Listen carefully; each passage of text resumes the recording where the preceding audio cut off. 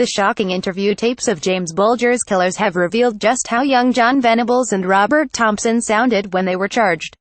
They were both just 10 years old when they committed the brutal murder of 2-year-old James Bulger.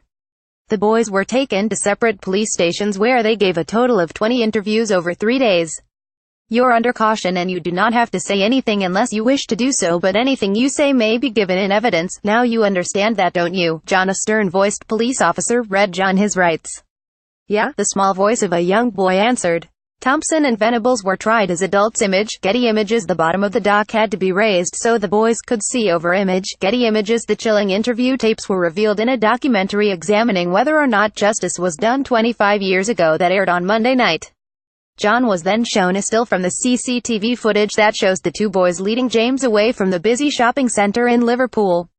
That's me and Robert," he said. "So the boy holding James' hand is you?" the police asked. "Yeah," he admitted. "And the boy ahead of you in the dark jacket and trousers is Robert Thompson." "And what was it you told us?" "That I killed James," he confirmed. James Bulger, aged 2 years old, being led away in a shopping center in Liverpool. Image, PA. He added in a tiny voice, "I can't tell you anything else, 'cause that's the worst bit." He confessed, "We took him on the railway track and started throwing bricks at him." "Was he bleeding?" the police asked. "All over his face." "Then it was Robert's idea to kill him," he said. "Have we finished now? 'Cause I can't speak anymore," he choked up. But in Robert's interview he blamed John for the killing. "He hit him in the face. I think he hit him in the eyes," he said.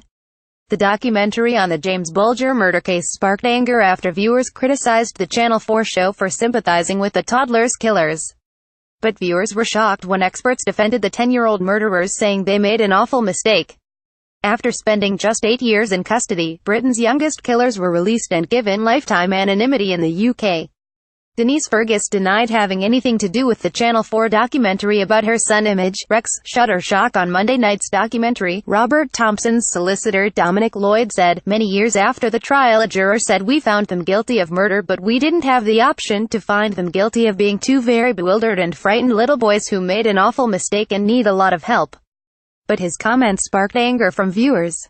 It wasn't fair to interview him. He was in great distress, and what about the little, innocent boy he killed?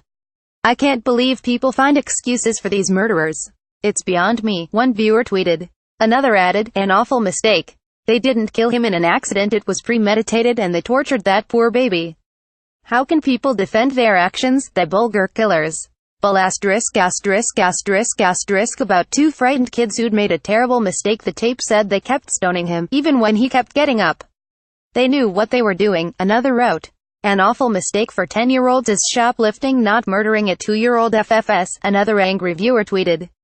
James Bulger's murder case could now be investigated. Image, Press Association. The reaction prompted James' mum Denise Fergus to let supporters know she had nothing to do with the program. "Just to let you know that even though footage was used of me on the CH4 program, I had no part in it," she tweeted. Instead, she was involved in an ITV documentary with Sir Trevor McDonald that will air on Thursday. Meanwhile, a petition demanding a public inquiry into James Bulger's murder case has got nearly 15,000 signatures in one day. Few will ever forget the chilling footage of two 10-year-old boys holding a toddler's hand as they led him to his death. And now the Bulger killers, was justice done, has prompted a public outcry for an investigation into issues surrounding the case. The petition is on nearly 15,000 signatures. The petition, that now has 14,682 signatures, reads, "We want a public inquiry into the James Bulger murder case. Throughout the conduct of the case there have been a number of issues that have been swept under the carpet. It's high time they were investigated. One mystery surrounding the murder of James Bulger case is why the experts insisted that John Venables was rehabilitated. The report of the prison service into an incident at Red Bank Secure Unit has not been published. It is time to examine all this. The government will be required to respond within 14 days if the petition achieves more than 100,000 signatures." The documentary last night featured interviews with those involved in the 1993 trial, including James' dad Ralph Bulger, John Venables' solicitor Lawrence Lee, and Detective Sergeant Phil Roberts, who interviewed Robert Thompson. The toddler's mum Denise Bulger was at the counter of a butcher's in the Strand shopping centre in Bootle, Liverpool, on February 12, 1993, when she briefly let go of her son's hand to get some change from her purse. James Bulger was just 2 when he was brutally murdered. Image, Reuters. He had been out shopping with his mum Denise. Image, PA. When she turned around moments later, her son was gone. Grainy CCTV footage later showed the innocent toddler being led away by Venables and Thompson, who marched the little boy through the streets of Bootle for 2 miles, a walk that would have taken hours given his size. They passed 36 people, with one recalling how they urged the boys to take their little brother home because he was crying for his mummy.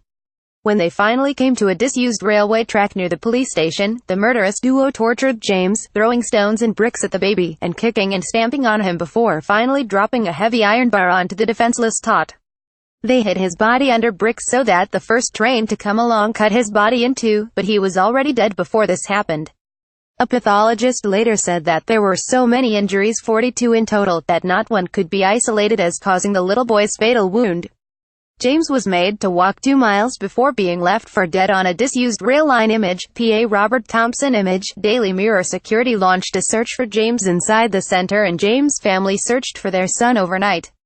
3 days later his body was found, and 3 days after that a tip-off came from a shopkeeper who had seen 2 boys playing truant on the day James went missing and gave police 2 names, John Venables and Robert Thompson. Neither gave evidence to the court, but were found guilty after an officer told how Venables admitted the murder, saying, "We did it. Will you tell his mum I'm sorry?" Why was the trial controversial? The pair was tried for the abduction and murder of James as adults owing to the fact they were over 10, which is legally deemed to be the age of criminal responsibility. A police officer remembered Venables being so small that his legs didn't touch the floor as he sat in the custody office after his arrest. The base of the dock floor at Preston Crown Court had to be raised 18 inches so each boy could see over it. In 2010, Maggie Atkinson, then Children's Commissioner for England, called for the age of criminal responsibility to be raised to 12 in light of the trial. The age of criminal responsibility in this country is 10. That's too low. It should certainly be moved up to 12. In some European countries it is 14, she said.